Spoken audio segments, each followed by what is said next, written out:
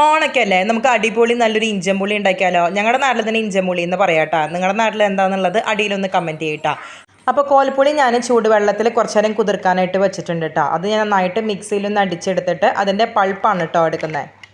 ഈ ഇഞ്ചിമുളി ഉണ്ടാക്കാനേ നമുക്ക് അധികം നേരമൊന്നും വേണ്ട കേട്ടോ. ഒരു 15-20 മിനിറ്റ് മതി കേട്ടോ. അപ്പോൾ സദ്യയ്ക്ക് ഒഴിച്ചുകൂടാൻ പറ്റാത്ത ഒരാളാണല്ലോ ഇഞ്ചിമുളി, നമുക്കത് ഈസി ആയിട്ട് ഉണ്ടാക്കിയെടുക്കാനായിട്ട് പറ്റും കേട്ടോ.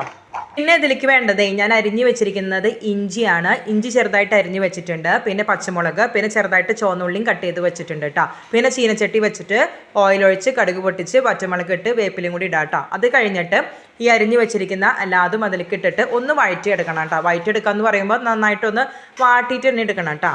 പിന്നെ എരിവിന് ആവശ്യത്തിന് മുളക് പൊടിയും മഞ്ഞൾപ്പൊടി ഇട്ട് കൊടുക്കുക. അതിനുശേഷം നമ്മൾ തയ്യാറാക്കി വെച്ചിരിക്കുന്ന പൾപ്പും കൂടി ഒഴിച്ച് കൊടുക്കുക. പിന്നെ അതിൽ കുറച്ച് കായ്പ്പൊടിയും അതുപോലെ ഉപ്പും കൂടി ഇട്ട് കൊടുക്കുക കേട്ടോ.